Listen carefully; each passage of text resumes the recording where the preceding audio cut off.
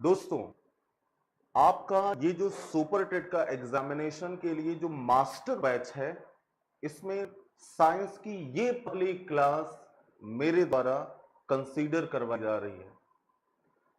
दोस्तों, आपका जो साइंस का सिलेबस है, सबसे पहले हम सिलेबस के बारे में 10 मिनट चर्चा करते हैं। साइंस का सिलेबस, जिसमें 10 नंबर का सवाल आयोग ने पहले से ही निर्धारित कर दिया है कि 10 सवाल आपका साइंस से ही रहेगा। और आपको पता है कि साइंस की 3 शाखाएं जीव विज्ञान है, भौतिक विज्ञान है और रसायन विज्ञान है। यानी कि बायोलॉजिकल साइंस, फिजिक्स और केमिस्ट्री, ये 3 ब्रांचेस हैं जहां से 10 सवाल आयोग पूछता है। लेकिन आपका जो करंट अफेयर्स का सिलेबस है, वहां से भी आप ये मानिए कि 5 से 6 सवाल, आप अगर पिछला 2 वर्षों का जो 2 बार एग्जाम आपका सुपर टेट का हो चुका है, अगर ये इतिहास उठाइए तो आपको करंट अफेयर्स में भी साइंस से रिलेटेड कुछ ना कुछ सवाल मिलेगा। दूसरी चीज, अब की बार आप में सुपर टेट में करंट में साइंस के और ज्यादा सवाल के पूछे जाने की संभावना है, क्योंकि ये कोरोना जैसी जो महामारी फैली हुई है, इसमें क्या रिसर्च हुआ, इस वायरस की क्वालिटी क्या है, तो यहां से ये थोड़ा सा करंट का इसमें बहुत ही बड़ा मुद्दा है। तो निश्चित तौर पर कि यहां से भी सवाल आएगा, जो कि करंट में आएगा, साइंस में नहीं आएगा, करंट में आएगा। और वहां पर साइंस के सवालों की संख्या जो होगी वो और ज्यादा बढ़ सकती है। अब देखिए, बात करती हैं कि मैं आपको क्या क्या पढ़ाऊंगा। मैं आपको 2 सिलेबस आपका पूरा करने वाला हूं, एक तो जीव विज्ञान का और दूसरा रसायन विज्ञान का, यानी कि केमिस्ट्री का। याद रखिएगा, जीव विज्ञान और रसायन विज्ञान, ये दोनों सिलेबस को अगर आप ध्यान से देखें, आपने देखा जरूर होगा, तो ये सिलेबस बड़ा ही देखने में कम लगता है।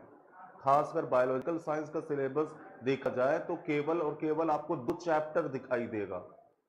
पहला चैप्टर है मानव शरीर और दूसरा चैप्टर है स्वास्थ्य एवं रोग। एक चैप्टर और दिया है जीवों की दुनिया।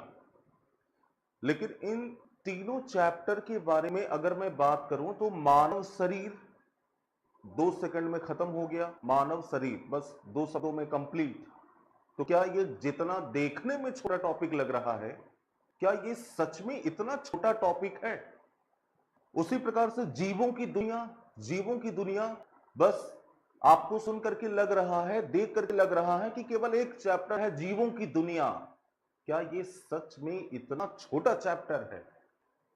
तो दोस्तों, मैं आपको बता दूं, ये जो मानव शरीर वाला चैप्टर दिया गया है, इसमें पूरा का पूरा बायोलॉजी का फिजियोलॉजी वाला जो पोर्शन होता है उसको डाल दिया गया है। इसी मानव शरीर में आपको कोशिकाओं के बारे में ज्ञान प्राप्त करना है। इसी मानव शरीर में आपको ऊतकों के बारे में ज्ञान प्राप्त करना है। इसी मानव शरीर में आपको अपने शरीर के सभी अंग तंत्रों, यानी कि जैसे digestive system, respiratory system, circulatory system, excretory system etcetera, इन सब के बारे में ज्ञान प्राप्त करना है। जीवों की दुनिया में अगर मैं बात करूं तो जीवों की दुनिया में जो जंतुओं का वर्गीकरण है, पौधों का जो वर्गीकरण है, वो सब सवाल में आता है, आ सकता है। अभी तक तो वहां से शायद सवाल अभी तक नहीं पूछा गया है, लेकिन फिर भी सिलेबस में है तो उसको पूरा करना पड़ेगा। और केमिस्ट्री की अगर मैं बात करूं, क्योंकि केमिस्ट्री भी मैं आपको पढ़ा रहा हूं, तो इसलिए मैं केमिस्ट्री की बात जरूर करना चाहूंगा। केमिस्ट्री की अगर बात करूं तो केमिस्ट्री में आपने केवल 3 चैप्टर दिया है। एक है द्रव्य एवं द्रव्य की अवस्थाएं, दूसरा है धातु और अधातु, और तीसरा है एसिड, बेस एंड सॉल्ट, यानी अम्ल, क्षार और लवण। ये तीन तीन चैप्टर केवल दिया गया है। लेकिन 2 बार एग्जाम हो चुका है सुपर टेट का, और दोनों बार एग्जाम में आउट ऑफ सिलेबस जाकर के सवाल पूछा गया है। इसलिए साइंस को सिलेबस के अकॉर्डिंग अगर मैं लेकर के चलूंगा तो आपका नुकसान जरूर हो सकता है। इसलिए जब मैं आपको चीजें पढ़ाऊंगा तो कुछ आउट ऑफ सिलेबस भी जाकर के चीजों को समझाने का प्रयास करूंगा। और आपको जो भी प्रॉब्लम होता है वो आप अपने कमेंट में जरूर बता दीजिएगा। कमेंट में अगर आपकी प्रॉब्लम, आपको कोई चीजें समझ में आ भी गई है तो भी आप कमेंट किया करिए कि हाँ सर समझ में आया, अच्छा लगा, इस टाइप की चीजें। और अगर नहीं समझ में आया है तो आपको कमेंट करने की रिस्पॉन्सिबिलिटी और ज्यादा बढ़ जाती है। लास्ट में मैं सबका कमेंट देखूंगा और उसी के अकॉर्डिंग दूसरी क्लास यानी कि नेक्स्ट क्लास को परफॉर्म करूंगा। हर क्लास का यही शेड्यूल होगा। मैं आपको बता दूं, पहले दिन की जो क्लास होगी, यहां पर जो प्रॉब्लम आएगी उसको नेक्स्ट क्लास में दूर किया जाएगा। फिर नेक्स्ट, जैसे तीसरी क्लास में दूसरी क्लास की प्रॉब्लम को, चौथे क्लास में तीसरी क्लास की प्रॉब्लम को दूर किया जाएगा। तो समय को बिना बर्बाद किए सीधे आते हैं टॉपिक पर। सिलेबस पहले मैं आपको बता दूं, क्योंकि मैक्सिमम लोगों के पास तो सिलेबस होगा ही, फिर ही अब चूंकि शुरू करना है तो सिलेबस आपको जानना बहुत जरूरी है। दोस्तों, जैसे इस सिलेबस के बारे में बात करें तो इसमें पहला जो चैप्टर दिया गया है वो है मानव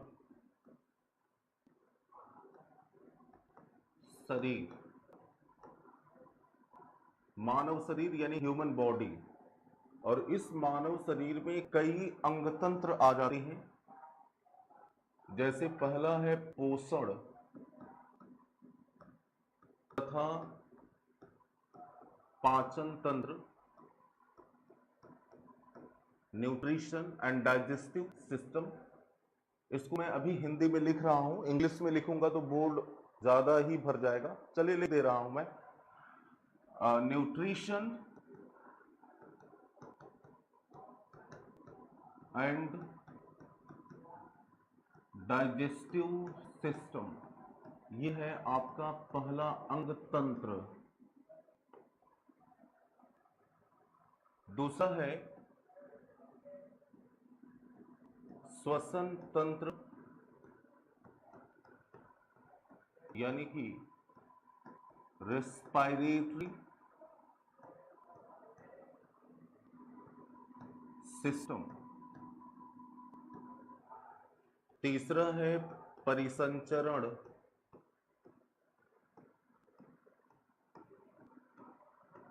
तंत्र,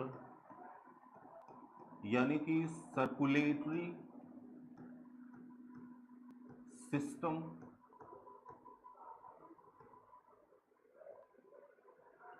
चौथा है उत्सर्जन तंत्र,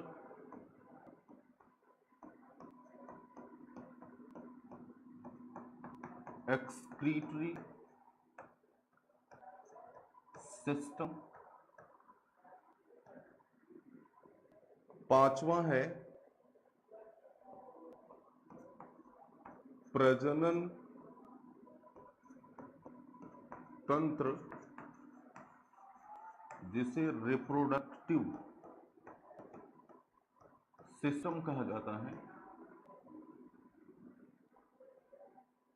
नेक्स्ट अंतःस्रावी तंत्र,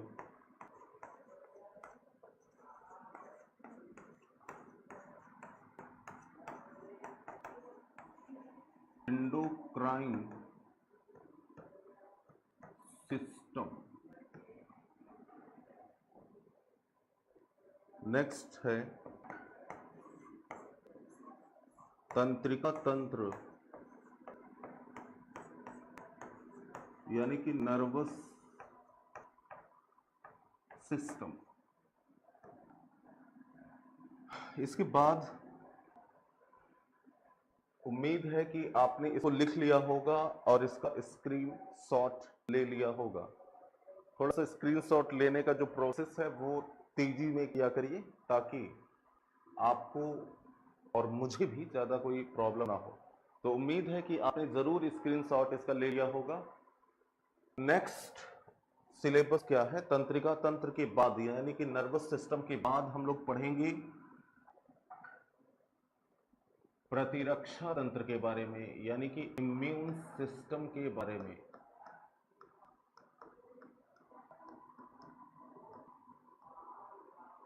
इम्यून सिस्टम के बारे में। फिर है कंकाल तंत्र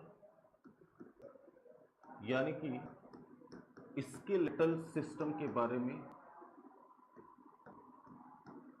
स्केलेटल सिस्टम। फिर है पेशीय तंत्र यानी कि मस्कुलर सिस्टम के बारे में। इतने अंग तंत्रों को पढ़ना है हमें। पहला जो चैप्टर आपका सिलेबस दिया गया है वो है मानव शरीर, यानी कि मानव शरीर में इतना चीजें कंसीडर की जाएंगे।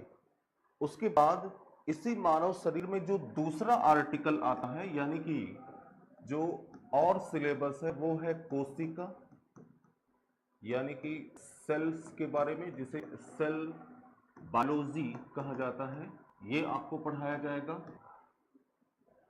और दूसरा है ऊतक, यानी कि टिश्यूज के बारे में पढ़ाया जाएगा, जिसे हिस्टोलॉजी कहा जाता है। स्टडी ऑफ टिश्यू जो होता है वो हिस्टोलॉजी। और फिर आपको वर्गीकी यानी कि क्लासिफिकेशन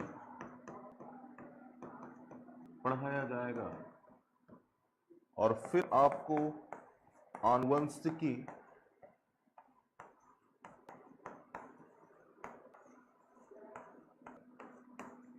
यानी कि जेनेटिक्स पढ़ाया जाएगा। और लास्ट में बायोलॉजी में आपको पढ़ाया जाएगा, नेक्स्ट ब्रांच है वो है वनस्पति विज्ञान यानी कि बॉटनी। और इस बॉटनी को भी पढ़ाने में कम से कम 15 से 20 लेक्चर कंसीडर किए जाते हैं। तो ये है आपका सिलेबस। उम्मीद है कि आपने सिलेबस को नोट कर लिया होगा या फिर आपने इसका स्क्रीनशॉट ले लिया होगा। इतने सिलेबस को हमें पढ़ना है बायोलॉजिकल साइंस में, यानी कि जीव विज्ञान में। तो दोस्तों, आज शुरू करने का जो मेरा तरीका होता है, मैं आपको बता दूं कि मैं इस कोशिका से भी शुरू करता हूं और मैं पोषण तथा पाचन तंत्र से भी शुरू करता हूं। न्यूट्रिशन एंड डाइजेस्टिव सिस्टम के बारे में भी मैं शुरू करता हूं। जो सबसे एग्जैक्ट तरीका है, जो सबसे अच्छा तरीका है, वो होता है पोषण तथा पाचन तंत्र, यहां से शुरू करना। क्योंकि साइटोलॉजी जो होता है यहां से, यानी कोशिकाओं के बारे में अगर शुरू किया जाए तो ये लगभग आपको सभी किताबों में, और सच में अगर साइंस जीव विज्ञान की शुरुआत करनी चाहिए तो कोशिका से ही करनी चाहिए। लेकिन फिर भी अगर आप पहले यहां से पढ़ते हैं तो आपको कोशिकाओं के बारे में कुछ जानकारी बड़ी जल्दी प्राप्त हो जाती है, बहुत अच्छे से वो क्लियर हो जाता है। तो नो डाउट हम लोगों का आज का जो पहला चैप्टर होगा वो है पोषण तथा पाचन तंत्र, यानी कि न्यूट्रिशन एंड डाइजेस्टिव सिस्टम। तो पहला चैप्टर आप हेडिंग बना लीजिए, पोषण तथा पाचन तंत्र, न्यूट्रिशन एंड डाइजेस्टिव सिस्टम। दोस्तों, इस पोषण तथा पाचन तंत्र के बारे में अगर मैं बात करूं तो चैप्टर का नाम सुन करके आपको कुछ जानकारी प्राप्त हो रहा होगा कि पोषण और पाचन तंत्र, यानी कि यहां पर हमें दो आर्टिकल के बारे में पढ़ना है। पहला जो आर्टिकल है वो है न्यूट्रिशन के बारे में, और दूसरा जो आर्टिकल है वो है डाइजेस्टिव सिस्टम, यानी कि पाचन तंत्र के बारे में जानकारी प्राप्त करनी है। सबसे पहले बात करते हैं इस पोषण के बारे में, इस न्यूट्रिशन के बारे में। न्यूट्रिशन क्या है? तो जब हम आज की जो क्लास होगी वो केवल हम लोग समझने पर गौर करेंगे। आप अपने साथ कॉपी और पेन लिए रहिए, या फिर आप अपना स्क्रीनशॉट बढ़ाने की जो प्रक्रिया है उसे बढ़ाए, मतलब तेजी के साथ उसकी फ्रीक्वेंसी आप बढ़ाए रहिएगा। दूसरा चीज मैं आपको बता दूं कि आज का जो चीज मैं आपको बताऊंगा वो आपको नेक्स्ट क्लासेस में अच्छे से नोट भी करवाऊंगा। तो यहां पर आप ये मत सोचिएगा कि मैं केवल बता दिया, लिखाया नहीं, लिखाऊंगा जरूर। देखिए, यहां पर पहला जो आर्टिकल है वो है पोषण। तो पोषण का मतलब क्या होता है? सबसे पहले अगर मैं बात करूं कि what is the definition of nutrition, पोषण का मतलब क्या है, तो पोषण का मतलब होता है वह प्रक्रिया जिसके द्वारा कोई जीव जो है, कोई जीव भोज्य पदार्थ का निर्माण करता है अथवा भोज्य पदार्थ को ग्रहण करता है, उसे बोला जाता है पोषण, न्यूट्रिशन कहा जाता है। यानी ये जो पोषण है ये जनरली दो शब्दों के लिए यूज किया जाता है, एक होता है भोजन का निर्माण करना और दूसरा होता है भोजन को ग्रहण करना। कुछ जीव ऐसे होते हैं, यहां पर कहते हैं कोई जीव जो भोज्य पदार्थ का निर्माण कर ले अथवा भोज्य पदार्थ को ग्रहण कर ले, उसे बोला जाता है पोषण। इस पृथ्वी पर कुछ जीव ऐसे होते हैं जो भोजन का निर्माण करते हैं और कुछ जीव ऐसे होते हैं जो भोजन का निर्माण नहीं कर पाते, इसलिए वो भोजन को क्या कर लेती हैं, ग्रहण कर लेती हैं, इनटेक कर लेते हैं। तो प्रश्न ये है कि इस पृथ्वी पर कौन से जीव ऐसे हैं जो भोजन का निर्माण करते हैं और कौन से जीव ऐसे होते हैं जो भोजन का निर्माण नहीं कर पाते, तो भोजन को उन्हें ग्रहण करना पड़ता है। जब हम इसके बारे में बात करते हैं तो हमें पता चलता है कि यार इस पृथ्वी पर जीव तो केवल और केवल दो ही हैं, एक होता है जंतु और दूसरा होता है वनस्पति, यानी कि प्लांट होता है।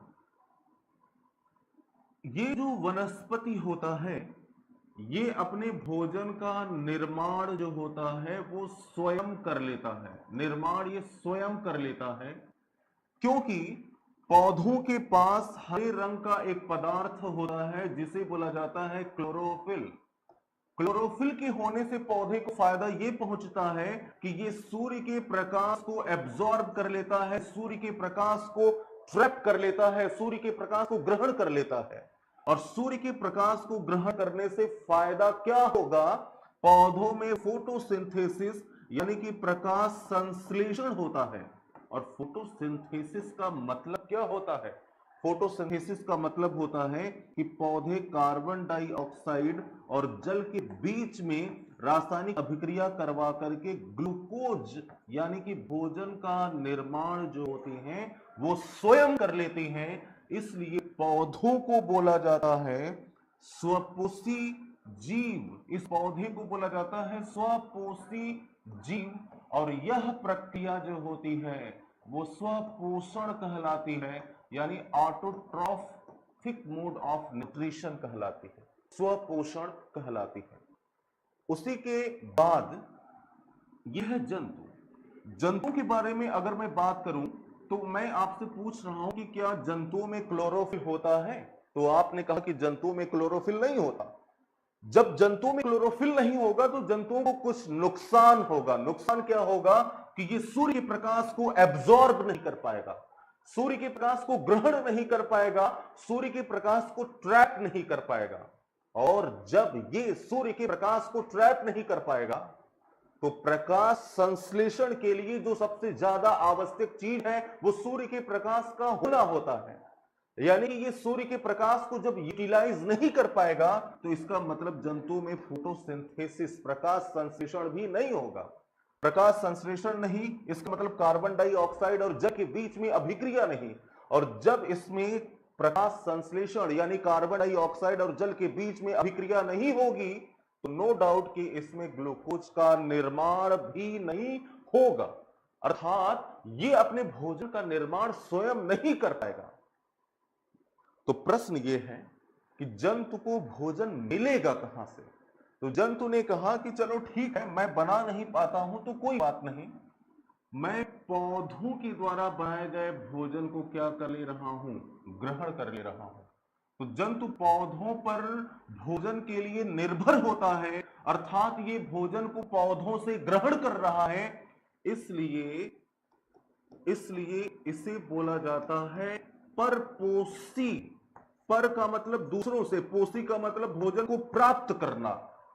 और यह प्रक्रिया पर पोषण कहलाती है, यानी कि हेटेरोट्रॉफिक मोड ऑफ न्यूट्रिशन कहलाती है। तो यहां पर देखिए, ये जो पोषण होता है, ये पोषण कितने प्रकार का हो गया? पोषण दो प्रकार का हो गया। एक हो गया स्वपोषण और दूसरा हो गया परपोषण। स्वपोषण किसमें हो रहा है? स्वपोषण पौधों में होता है। परपोषण किसमें होता है? परपोषण जंतुओं में होता है। स्वपोषण का मतलब क्या होता है? स्व का मतलब स्वयं, पोषण का मतलब भोजन का निर्माण करना। पौधे अपने भोजन का निर्माण स्वयं कर लेते हैं। पौधे अपने भोजन का निर्माण स्वयं कर लेते हैं। क्यों स्वयं कर पाते हैं? क्योंकि पौधों के पास क्या होता है? क्लोरोफिल होता है। इसलिए पौधों को स्वपोषी जीव, और यह प्रक्रिया क्या कहलाती है? स्वपोषण कहलाती है। जंतुओं के पास क्लोरोफिल नहीं होता। क्लोरोफिल नहीं है तो जंतु क्या करेगा कि पौधों से बना बनाया भोजन, पौधों से बनाया हुआ रेडीमेड भोजन ग्रहण कर लेता है। इसलिए जंतुओं को परपोषी जीव, और यह प्रक्रिया क्या कहलाती है? परपोषण कहलाती है। तो हमें पोषण के बारे में जानकारी प्राप्त हुई कि वह प्रक्रिया जिसके द्वारा कोई जीव भोजन का निर्माण कर ले या भोजन को ग्रहण कर ले, उसे बोलते हैं पोषण। फिर हमने जब जानकारी प्राप्त किया तो हमें पता चला कि यार इस पृथ्वी पर दो प्रकार के जीव हैं, एक में क्लोरोफिल है, दूसरे में क्लोरोफिल नहीं है।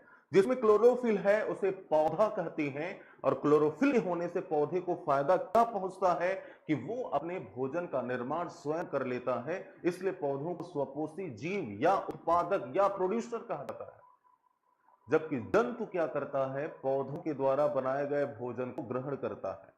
एक लाइन में अगर मैं इसका निचोड़ बता दूं, इसका मेन थीम बता दूं अभी तक के लेक्चर का, तो ये है कि पौधा अपने भोजन का निर्माण स्वयं करेगा और जंतु पौधों के द्वारा बनाए गए रेडीमेड भोजन को ग्रहण करेगा। ये है इन दोनों में अंतर। उम्मीद है कि चीजें आपको समझ में आ रही होंगी। अगर आप स्क्रीन शॉट लेना चाहते हैं तो अब आप स्क्रीन शॉट ले सकते हैं। पेज को मैं चेंज करूंगा, यानी कि अब मैं पेज को चेंज करूं। अब देखिए, यहां पर आपने देखा क्या? आपने ये देखा कि पौधे ने अपना भोजन बना लिया और जंतु ने पौधे के द्वारा बनाए गए भोजन को क्या कर लिया? ग्रहण कर लिया। एक से डायग्राम के माध्यम से समझते हैं। डायग्राम के माध्यम से समझने का मतलब क्या है वो ये देखिए। जैसे मान लीजिए कि ये है कोई पौधा,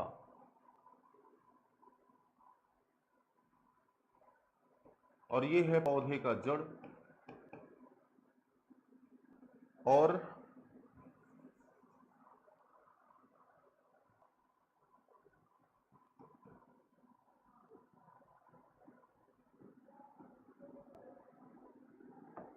ये है पौधे की पत्तियां। इस तरीके से पत्तियों का रंग हरा होता है, ये तो बताने की जरूरत है नहीं। पत्तियों का रंग हरा होता है क्योंकि पत्तियों के पास क्या होता है? क्लोरोफिल होता है। अब यहां पर ध्यान दीजिए कि ये जो पत्तियां होती हैं जिसमें क्लोरोफिल पाया जाता है, इस क्लोरोफिल का कार्य होता है केवल और केवल एक सूर्य के प्रकाश को एब्जॉर्ब करना, सूर्य के प्रकाश को ग्रहण करना। सूर्य के प्रकाश को ये ग्रहण करता है, और जब ये सूर्य के प्रकाश को ग्रहण करता है तो सूर्य का प्रकाश जब यहां पर आता है तो पौधा अपने जड़ से, यानी कि मृदा से वाटर को ग्रहण कर लेगा, जल को एब्जॉर्ब कर लेगा। ये जल यहां से नीचे से ऊपर आएगा, और इस पौधे के चारों ओर जो वायुमंडल है, इस वायुमंडल में कार्बन डाइऑक्साइड गैस होती है, तो पौधे के पत्तियों में छोटे छोटे छिद्र पाए जाते हैं जिसे स्टोमेटा कहा जाता है। वो इस स्टोमेटा की सहायता से कार्बन डाइऑक्साइड को क्या कर लेगा? ग्रहण कर लेगा। आपसे बहुत ही अगर लो लेवल का सवाल पूछा जाए तो ये सब भी सवाल आपसे एक समय पूछा जाता था। सवाल पूछा जाता था कि प्रकाश संश्लेषण के लिए आवश्यक जल कहां से प्राप्त होता है? तो प्रकाश संश्लेषण के लिए आवश्यक जल मृदा से प्राप्त होता है। पौधे कार्बन डाइऑक्साइड को कहां से प्राप्त करते हैं? तो पौधे कार्बन डाइऑक्साइड को वायुमंडल से प्राप्त करते हैं। तो मृदा से जल, वायुमंडल से कार्बन डाइऑक्साइड प्राप्त होता है। याद रखिएगा, कि इस कार्बन डाइऑक्साइड और जल के बीच में अगर अभिक्रिया करवाना है तो जो जरूरी चीज है वो है सूर्य का प्रकाश, सनलाइट का होना जरूरी है। और पौधों के पास क्या है? सूर्य के प्रकाश को एब्जॉर्ब करने के लिए एक पदार्थ है जिसे बोला जाता है क्लोरोफिल। तो पौधे क्लोरोफिल की सहायता से सूर्य के प्रकाश को एब्जॉर्ब कर लेती हैं और सूर्य के प्रकाश की उपस्थिति में पौधों में प्रकाश संश्लेषण हो गया। और प्रकाश संश्लेषण का मतलब ग्लूकोज यानी कि भोजन का निर्माण हो गया और साथ ही साथ ये ऑक्सीजन गैस जो होती है वो मुक्त होती है। तो ये है पौधा। पौधे ने अपने भोजन का निर्माण स्वयं कर लिया, इसलिए पौधे को हम क्या बोल देंगे कि पौधा क्या है? पौधा स्वपोषी है। और यह प्रक्रिया क्या कहलाती है? स्वपोषण कहलाती है। यह प्रक्रिया स्वपोषण यानी कि ऑटोट्रॉफिक मोड ऑफ न्यूट्रिशन कहलाती है। चीजें क्लियर हो रही हैं कि नहीं हो रही हैं? यहां पर ये मत सोचिएगा कि मैं बहुत धीरे चल रहा हूं, धीरे नहीं चल रहा हूं, आपको चीजें एकदम क्लियर करवा रहा हूं ताकि आपको कभी भी दिक्कत ना हो। एक बार आप दोबारा पढ़ें और चीजें आपको याद हो जाएं। देखिए यहां पर पौधे ने अपना भोजन स्वयं बना लिया, इसलिए पौधे को बोला गया स्वपोषी जीव और यह प्रक्रिया स्वपोषण कहलाती है। अब यहां पर ध्यान दीजिएगा कि जंतु है, जंतु को क्या करना है कि पौधे के द्वारा बनाए गए इस ग्लूकोज को ग्रहण कर लेना है। जंतु को पौधों के द्वारा बनाए गए इस भोजन को ग्रहण कर लेना है। इसलिए ये जो जंतु होते हैं, इन जंतुओं की कई वैरायटीज होती हैं। जंतुओं की कई वैरायटीज होती हैं। कुछ जंतु ऐसे होते हैं जो सीधा सीधा पौधे को खा लेते हैं, यानी कि पौधों से प्रत्यक्ष रूप में भोजन को ग्रहण कर लेते हैं।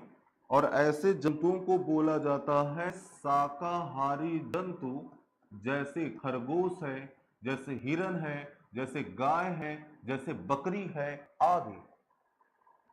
लेकिन कुछ जंतु ऐसे होते हैं जो इन शाकाहारी जंतुओं को खा लेते हैं, जो इन शाकाहारी जंतुओं को खा लेते हैं। और ऐसे जंतुओं को बोला जाता है मांसाहारी जंतु, जैसे शेर है, चीता है, बाज है, एक्सेट्रा। यानी ये जो होता है ये पौधों से अप्रत्यक्ष रूप में भोजन को क्या करता है? ग्रहण करता है। लेकिन एक तीसरे प्रकार का भी जंतु होता है जिसे बोला जाता है सर्वाहारी।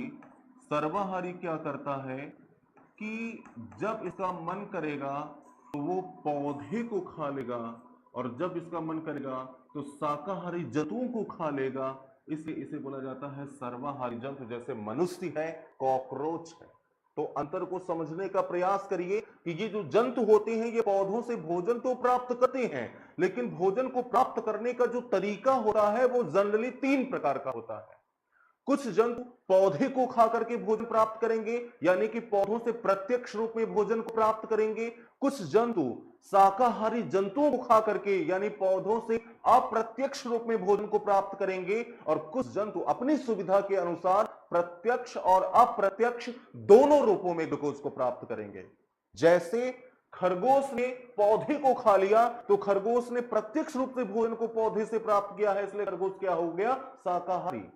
अब जब खरगोश ने पौधे को खा करके वहां से भोजन को प्राप्त किया था तो उस भोजन की सहायता से वो थोड़ा बहुत एंजॉय कर रहा था, तभी उस खरगोश को शेर ने खा लिया। तो वो ग्लूकोज पौधे ने बनाया था, पौधे से पहुंचा था खरगोश के पास, खरगोश से पहुंच गया अब किसके पास? शेर के पास। शेर पौधों से ही ग्लूकोज प्राप्त किया है, लेकिन अप्रत्यक्ष रूप में, क्योंकि शेर और पौधे के बीच में कौन आ गया था? खरगोश आ गया। इसलिए खरगोश, शेर को बोला जाएगा मांसाहारी जंतु। और मनुष्य जब मन करेगा तो खरगोश को और जब मन करेगा तो पौधे को खा करके भोजन को प्राप्त करता है, इसलिए मनुष्य को बोला जाता है सर्वाहारी जंतु। लेकिन ये सारी चीजें मैं आपको इतना चिल्ला चिल्ला करके बता रहा हूं कि ये है शाकाहारी, ये है मांसाहारी, ये है सर्वाहारी। क्या आपसे एग्जाम में ये सवाल पूछा जाएगा कि शाकाहारी जंतु किसे कहते हैं, तो आप बोल देंगे कि वे जो पौधों से भोजन को प्राप्त करते हैं। एग्जामिनर ने पूछा आपसे कि मांसाहारी किसे कहते हैं, तो आपने कहा कि जो शाकाहारी जंतुओं को खा लेते हैं। वो तो जमाना चला गया। ये लगभग 10 साल पहले, 15 साल पहले सवाल पूछा जाता था। शाकाहारी क्या है, मांसाहारी क्या है, रुधिर का रंग लाल क्यों होता है, मनुष्य के शरीर में कितनी हड्डियां पाई जाती हैं, पत्तियों का रंग हरा क्यों होता है, ये सब पहले सवाल पूछा जाता था। उसमें भी लोग गलत करके आते होंगे भाई, उस समय का स्टैंडर्ड कुछ और था, उसमें भी लोग गलत कर देते थे। सवाल पूछा जाता था कि मनुष्य के शरीर में कितनी हड्डियां होती हैं, तो लोग, कुछ लोग होते होंगे जो 306 लगा देते होंगे। तो यहां पर आपको ऐसी चीजों से बचना है, आपको थोड़ा सा डायनेमिक बनना है। डायनेमिक बनने का मतलब ये हुआ कि नाउ अडेज, वर्तमान समय में जो सवाल पूछे जाते हैं एग्जामिनर के द्वारा, वहां पर चीजों को कंसीडर करने का प्रयास करना है। और साइंस, साइंस तो एक ऐसा सिलेबस है कि जहां पर अगर एग्जामिनर चाहे तो आपको जो सवाल पूरी तरीके से विधिवत तरीके से जो याद है, उस पर भी अगर एग्जामिनर चाहे तो आपसे गलती करवा सकता है, वहां भी आपसे गलती करवा सकता है। कभी कभी क्या होता है कि कुछ सवाल इतना ज्यादा फेमस हो चुका होता है कि जिसका उत्तर आपके दिमाग में बिल्कुल सेट होता है, जैसे कि एकदम दिमाग में भरा हुआ है, बस आपको ऐसे निकाल करके मतलब उसको सॉल्व कर लेना है। जैसे अगर मान लीजिए कि मैं बोलूं कि विटामिन ए की कमी से कौन सा रोग होता है, तुरंत आप बोल रहे रतौंधी, ओवर कॉन्फिडेंस में। तो एग्जामिनर क्या करता है कि इस ओवर कॉन्फिडेंस का फायदा जबरदस्त एग्जाम में उठाता है। जैसे मैं किसी को अभी खड़ा करूं और बोलूं खड़े हो जाओ और बताओ कि 87, 88, 79 में कौन बड़ा है, तो बिना कुछ सोचे समझे वो तुरंत हो सकता है कि बोल दे 79 बड़ा होता है। भाई 87, 88, 79 में कौन बड़ा, 79 बड़ा है। अब पता चला कि गलत हो गया, 88 बड़ा है। भाई आप सोचिए 79 से बड़ा 88 है, लेकिन जो सीक्वेंस था 87, 88, 79 में, उसमें कुछ सोचा नहीं, बस सीधा 79 बोल दिया, गलत हो गया, ओवर कॉन्फिडेंस। बचपन में आपने एक खेल खेला होगा, चिड़िया उड़ कौवा उड़, जिसमें जो इस फील्ड का मतलब इस खेल का जो समझदार खिलाड़ी होता था, वो 8-10 चिड़िया का नाम याद करता था और चिड़िया उड़, कौवा उड़, तोता उड़, मैना उड़, इस टाइप का चीजें बताता था। आपकी आदत खराब कर देता था, आप बार बार ऐसे हाथ को उड़ाते रहते थे और बीच में बोल देता था गधा उड़, तो आदत तो खराब किया हुआ है, तो बीच में आप जल्दी से गधा भी उड़ा दिए, ध्यान नहीं दिए, फंस गए। इसका एग्जामिनर भी जबरदस्त फायदा उठाता है। एग्जामिनर भी कुछ ऐसे सवाल पूछता है और पूछा गया प्रश्न, प्रश्न पूछा गया कि अग्नाशय यानी कि पैंक्रियाज, बस आगे पढ़ाने वाला हूं मैं। अग्नाशय एक प्रकार की मिश्रित ग्रंथि है। मिश्रित ग्रंथि का मतलब ऐसी ग्रंथि जहां से एंजाइम और हार्मोन दोनों बनते हैं। अग्नाशय एक प्रकार की मिश्रित ग्रंथि है, अर्थात यहां से एंजाइम और हार्मोन दोनों बनते हैं, और इसके जिस भाग से हार्मोन का निर्माण होता है उसे आइलेट्स ऑफ लैंगरहैंस यानी लैंगरहैंस की द्वीपिकाएं कहा जाता है। एक प्रश्न यह भी है कि लैंगरहैंस की द्वीपिकाएं कहां पर पाई जाती हैं। लैंगरहैंस की द्वीपिकाएं जो होती हैं वो अग्नाशय में पाई जाती हैं। फिर पूछा, ये सब प्रश्न है, ये प्रश्न मैं आपके सामने बोल रहा हूं कि उसने पूछा था कि अग्नाशय एक प्रकार की मिश्रित ग्रंथि है, अर्थात यहां से एंजाइम और हार्मोन दोनों बनता है, इसके जिस भाग से हार्मोन बनता है उसे लैंगरहैंस की द्वीपिकाएं कहती हैं, तथा लैंगरहैंस की द्वीपिकाओं में 3 प्रकार की कोशिका होती है। पहली का नाम अल्फा सेल, दूसरे का नाम बीटा सेल, तीसरे का नाम तीसरे का नाम बताइए, तीसरे का नाम बताइए, ये प्रश्न था। पहले का अल्फा, दूसरे का बीटा, तीसरे का नाम बताइए। अब उसने क्या किया कि वो चाहता तो इस सवाल को सीधा पूछ लेता कि अग्नाशय में आइलेट्स ऑफ लैंगरहैंस में तीसरी कोशिका का नाम बताइए, लेकिन उसने क्या किया, पहली का नाम अल्फा, दूसरे का नाम बीटा, तो तीसरे का नाम, ऐसे पूछा ताकि आपके दिमाग में अल्फा बीटा के बाद गामा ही आए, और पहला ऑप्शन गामा दिया है और आप गामा लगाते हो और आप सोचते हो कि एग्जामिनर तो बेवकूफ है क्या कि अल्फा बीटा का नाम बता दिया तो गामा तो अपने आप दिमाग में आ गया। भाई 87, 88, 79 ऐसे ही अल्फा बीटा गामा, गामा तो एकदम मतलब भरा हुआ है आपके शरीर, बस आपको निकाल के फेंक देना है। और आपने देखा कि पहला ऑप्शन गामा है, आपने गामा लगा दिया, गलत हो गया। तीसरे का नाम डेल्टा होता है, डेल्टा। एग्जामिनर ने अल्फा बीटा का नाम ही इसीलिए दिया था और पहला ऑप्शन गामा इसीलिए सेट किया था ताकि आपको कहीं और जाने की जरूरत ना पड़े, पहले ही ऑप्शन में आप अटक जाएं और वहीं पर सवाल को गलत करके चले आए। तो इस टाइप के सवाल पूछा जाता है साइंस में तो खासकर, इसलिए बिल्कुल रिलैक्स मोड में रहिए। यहां पर जो फिर से टॉपिक पर आ जाते हैं, मैंने कहा था कि क्या आपसे एग्जाम में ये सब सवाल पूछा जाएगा कि शाकाहारी, मांसाहारी या सर्वाहारी क्या है, तो आप बोलोगे कि यार ये तो नहीं पूछा जाए, बस सरल सवाल है।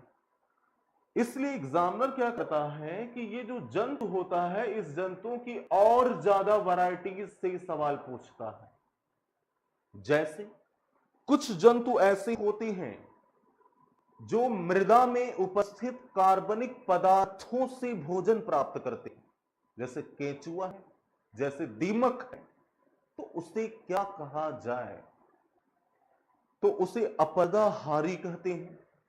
कुछ जंतु ऐसी होती हैं जो सड़े गए मृत जंतु या पौधों के शरीर से भोजन को प्राप्त करती हैं, जिसे डिकम्पोजर्स या सैप्रोजोइक कहा जाता है, मृतोपजीवी कहा जाता है। कुछ जंतु ऐसे होते हैं जो अपनी ही प्रजाति के छोटे जंतुओं को खाकर के भोजन प्राप्त कर लेते हैं, जैसे सांप अपने से छोटे सांप को, बिच्छू अपने ही अंडे को या दूसरे बिच्छुओं के अंडे को खा लेता है, जैसे मछलियां तो अपने से छोटे मछलियों को खा लेती हैं, तो उन्हें क्या कहा जाए, उन्हें कैनिबल्स कहा जाता है, उन्हें कैनिबल्स कहा जाता है।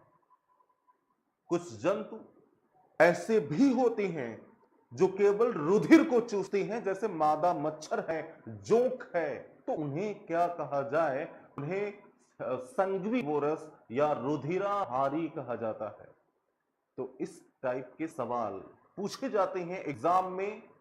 यहां पर आपको मैं उन सारी चीजों को बताते हुए कंसीडर करता चलूंगा।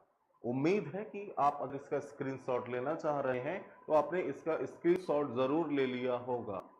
अब हम लोग बात करते हैं आगे। आगे का जो टॉपिक है वो रहेगा पाचन तंत्र के बारे में, यानी कि डाइजेस्टिव सिस्टम के बारे में। पाचन तंत्र के बारे में, डाइजेस्टिव सिस्टम के बारे में चीजें कल से आपको सीक्वेंस वाइज में लिखा दिया जाएगा। दोस्तों यहां पर ध्यान दीजिएगा कि पाचन तंत्र का मतलब क्या होता है। पाचन तंत्र का मतलब होता है अंगों का वह समूह, अंगों का वह समूह जो पाचन में भाग लेते हैं, भाग लेते हैं। भाग लेने का मतलब यहां पर यह मत समझिएगा कि भाग जाता है। भाग लेने का मतलब होता है पार्टिसिपेट करना, यानी कि भाग लेना या पार्टिसिपेट करना, ये समझिएगा। स्टूडेंट्स जो होते हैं कभी कभी शाब्दिक मतलब निकाल करके उसका कुछ और मतलब निकाल लेते हैं। देखिए यहां पर भोजन के पाचन में भाग लेना, पाचन का मतलब क्या होता है, तो यहां पर ध्यान दीजिए। मैंने बोला कि यह है पौधा, पौधा अपने भोजन का निर्माण स्वयं कर लिया है और पौधों के द्वारा बनाए गए भोजन को हम लोगों ने, अभी जंतु में मनुष्य की मैं बात कर दे रहा हूं, मनुष्य ने पौधे के द्वारा बनाए गए भोजन को क्या कर लिया, ग्रहण कर लिया। जब हम पौधों के द्वारा बनाए गए भोजन को ग्रहण करते हैं, जब हम पौधों के द्वारा बनाए गए भोजन को ग्रहण करते हैं तो हमें 6 प्रकार की चीजें प्राप्त होती हैं, 6 प्रकार की। पहला हमें प्राप्त होता है कार्बोहाइड्रेट, दूसरा हमें प्राप्त होता है प्रोटीन, तीसरा हमें प्राप्त होता है फैट, चौथा हमें प्राप्त होता है वाटर, पांचवा हमें प्राप्त होता है मिनरल्स और छठवां हमें प्राप्त होता है विटामिन। ये 6 चीजें प्राप्त होती हैं। इन 6 चीजों में से यहां पर ध्यान दीजिएगा कि ये वाटर, मिनरल और विटामिन, ये 3 चीजें हमारा शरीर इसको इसी के रूप में यूज कर लेता है। हमारा शरीर वाटर को वाटर के रूप में, मिनरल्स को मिनरल्स के रूप में और विटामिन को विटामिन के रूप में यूज कर लेता है, लेकिन कार्बोहाइड्रेट को हमारा शरीर कार्बोहाइड्रेट के रूप में यूज नहीं कर पाता। हमने पौधे से ग्रहण तो कर लिया, लेकिन जब हमारा शरीर कार्बोहाइड्रेट को यूज नहीं कर पाता, प्रोटीन को भी हमारा शरीर यूज नहीं कर पाता, फैट को भी हमारा शरीर यूज नहीं कर पाता। यानी कि हमारा शरीर, हमने पौधे से ग्रहण कर लिया है भोजन, और जब हमने भोजन को ग्रहण कर लिया तो हमें carbohydrate, protein, fat, water, mineral और विटामिन मिल गया। हमारा शरीर जो है वो केवल जल को, केवल मिनरल्स यानी कि खनिज लवण को और केवल विटामिन को यूज करने के लिए सक्षम है, बाकी और किसी को यूज करने के लिए सक्षम नहीं है। तो क्यों हमने इसको ग्रहण किया है?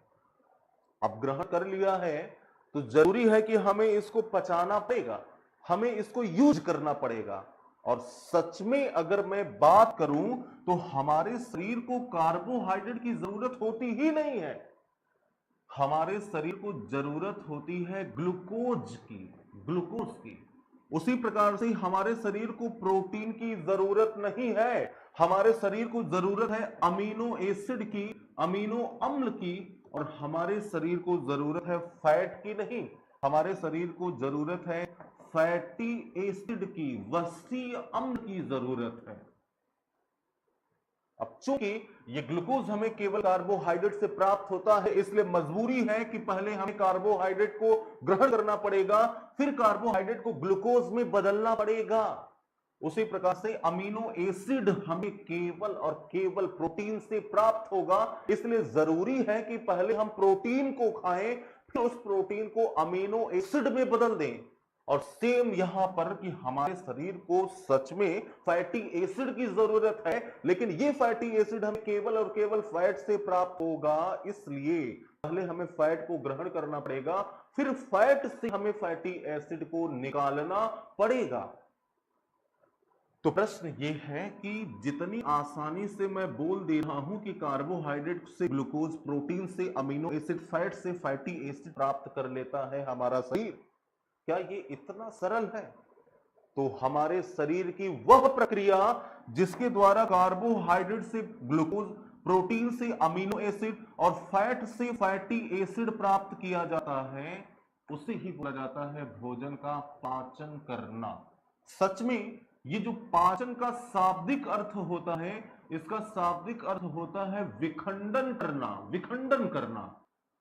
क्योंकि यहां पर आपके मन में यह प्रश्न आना चाहिए कि क्या रीजन है कि हमारा शरीर वाटर, मिनरल और विटामिन को यूज कर लेता है, लेकिन कार्बोहाइड्रेट, प्रोटीन और फैट को यूज नहीं कर पाता? उसका रीजन यह है कि वाटर, मिनरल और विटामिन ये 3 प्रकार के सरल अणु होते हैं, सिंपल मॉलिक्यूल होते हैं, लेकिन कार्बोहाइड्रेट, प्रोटीन और फैट ये तीनों जटिल होते हैं। इसलिए जरूरी है कि इन जटिल अणुओं का विखंडन करके, यानी कि पाचन करके, उसे सरल अणुओं में क्या कर दिया जाए? परिवर्तित कर दिया जाए। और वह प्रक्रिया जिसके द्वारा कार्बोहाइड्रेट का विखंडन करके यानी कि पाचन करके ग्लूकोज में, प्रोटीन का विखंडन यानी कि पाचन करके उसे अमीनो एसिड में, और फैट का विखंडन यानी कि पाचन करके उसे फैटी एसिड में बदला जाता है, उसे ही पाचन कहते हैं। और हमारे शरीर के वे सभी अंग जो इन तीनों को पचाने में इन्वॉल्व होते हैं, इन तीनों को पचाने में भाग लेते हैं, भाग यानी कि पार्टिसिपेट करते हैं, उन्हें बोला जाता है पाचन तंत्र, यानी कि डाइजेस्टिव सिस्टम कहा जाता है। यह है हमारा पाचन तंत्र का एक रूपरेखा। अब मैं पेज को फिर से चेंज करता हूं और फिर इसके आगे की जानकारी मैं दूंगा। आगे की जानकारी देने से पहले यहां पर आप अपने दिमाग में दो चीजें याद रखिएगा। जहां पर भी मैं भोजन की बात करूंगा वहां पर आपको ये 6 चीजें समझना है। कार्बोहाइड्रेट के बारे में, प्रोटीन के बारे में, फैट के बारे में, वाटर के बारे में, मिनरल्स के बारे में और विटामिन के बारे में। यानी कि मैं बार बार carbohydrate, protein, fat, water, mineral और विटामिन तो बोलूंगा नहीं। जब मैं केवल बोल दूंगा भोजन, तो भोजन का मतलब ये मत समझे दाल, चावल, रोटी, सब्जी, दूध, अंडा, मांस, मछली आदि। भोजन का मतलब carbohydrate, protein, fat, water, minerals और विटामिन। और उसी समय आपके दिमाग में एक जानकारी और आ जानी चाहिए, वो ये कि हमें पचाना है केवल इन्हीं तीनों को, कार्बोहाइड्रेट, प्रोटीन को और फैट को पचाना है। वाटर, मिनरल और विटामिन को पचाना नहीं है, इनको एब्जॉर्ब करना है। हमें कार्बोहाइड्रेट, प्रोटीन और फैट को भी एब्जॉर्ब करना है। भाई एब्जॉर्ब करेंगे तभी तो हमारे शरीर को फायदा होगा, हमारे ब्लड में जाकर के वो मिलेगा। लेकिन पहले एब्जॉर्ब करने से पहले हमें इन तीनों को पचाना पड़ेगा, फिर एब्जॉर्ब करना पड़ेगा। और इन तीनों को बिना पचाए ही हमारा शरीर एब्जॉर्ब कर लेगा, क्योंकि ये सरल है और ये क्या है, जटिल होते हैं। तो मनुष्य का जो पाचन तंत्र होता है ये दो भागों में बांटा गया है। मनुष्य का जो पाचन तंत्र है इसको दो भागों में बांटा गया है।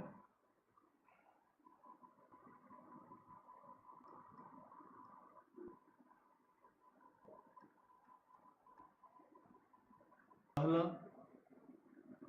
जिसे बोला जाता है आहार नाल, इंग्लिश में इसे बोला जाता है एलिमेंट्री कैनाल, और दूसरा है सहायक पाचक अंग, एसेसरी डाइजेस्टिव ऑर्गन। यहां पर देखिएगा,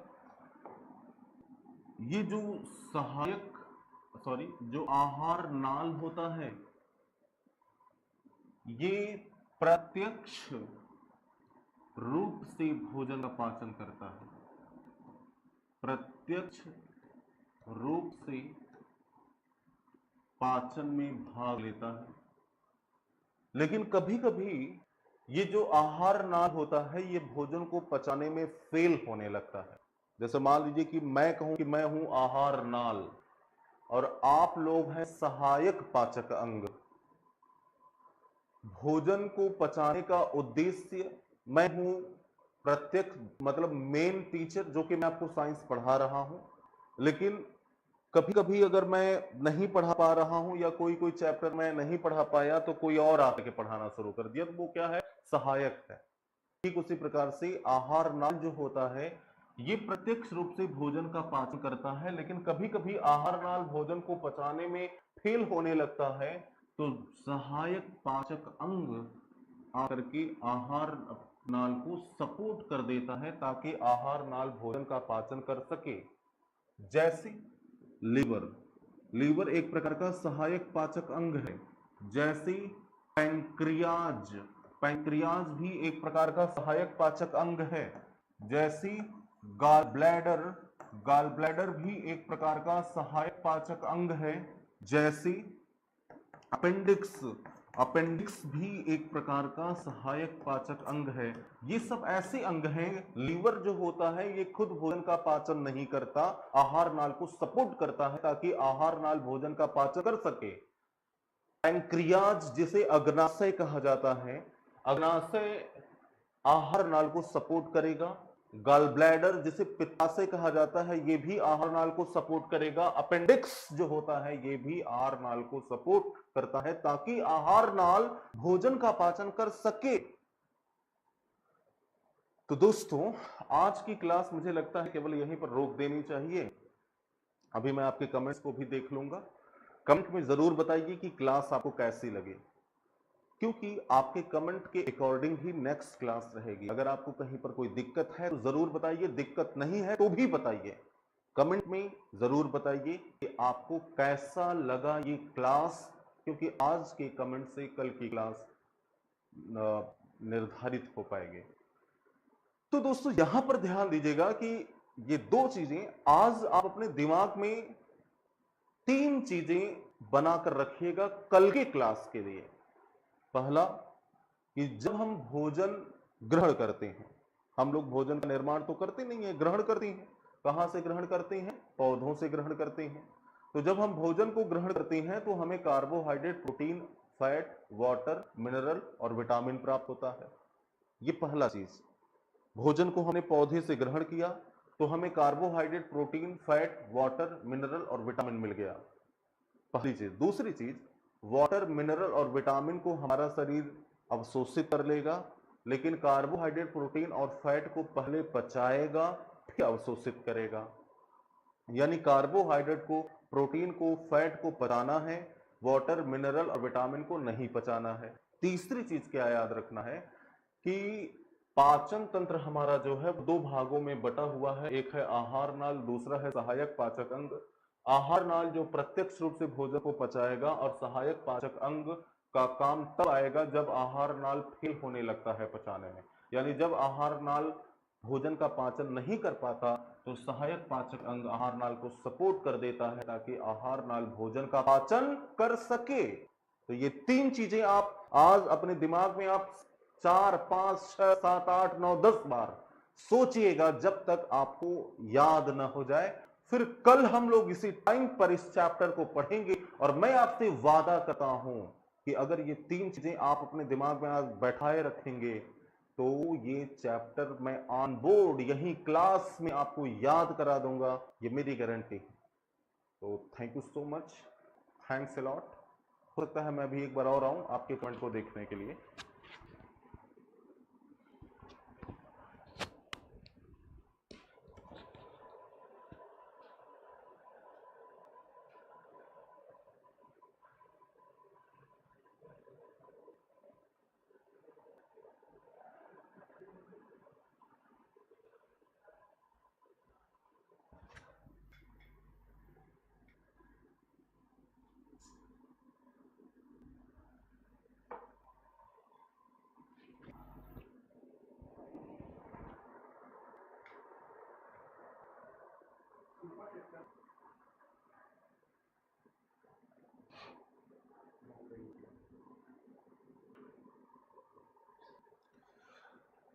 गुड मॉर्निंग, सब लोगों ने लिखा है गुड मॉर्निंग, मैं पहले ही बोल चुका हूं।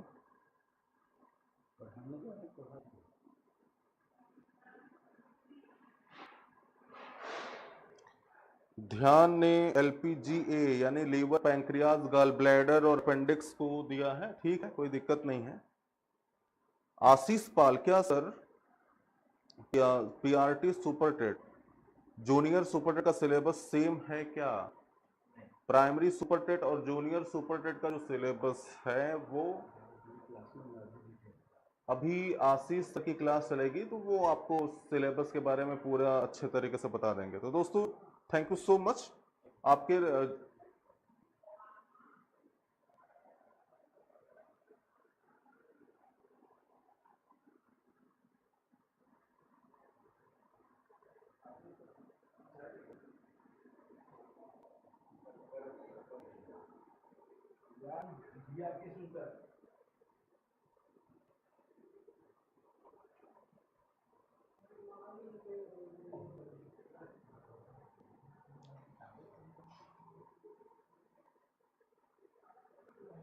सर अकॉर्डिंग टू सिलेबस पढ़ाएं शुरू से, बिल्कुल शुरू से ही पढ़ाया जा रहा है।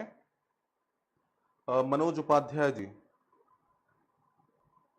गरिमा सिंह ने लिखा है सर आप पढ़ाएंगे तो बेनिफिट ही होगा। हाँ बिल्कुल, आप विश्वास रखिए चंद्रा इंस्टीट्यूट पर। चंद्रा इंस्टीट्यूट आपके साथ हमेशा खड़ा हुआ है हर कठिन परिस्थिति में आपको सफलता दिलाने के लिए।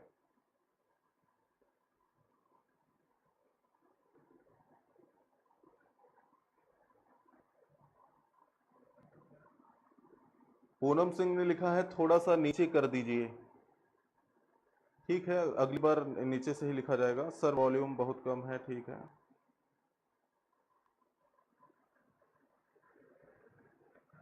क्लास का फीडबैक दीजिएगा। बाकी चीजें जो हैं आपको एडमिशन प्रोसीजर से संबंधित, उसके बारे में आप, नंबर तो आपके पास है, बार बार दिया जाता है, उस पर आप कॉल करिए या व्हाट्सएप करके जानकारी प्राप्त कर सकते हैं। आशीष सर ने पिछले 3 दिन से आपको प्रोसीजर समझाया है, चिल्ला चिल्ला करके। Okay, thank you so much, thanks a lot.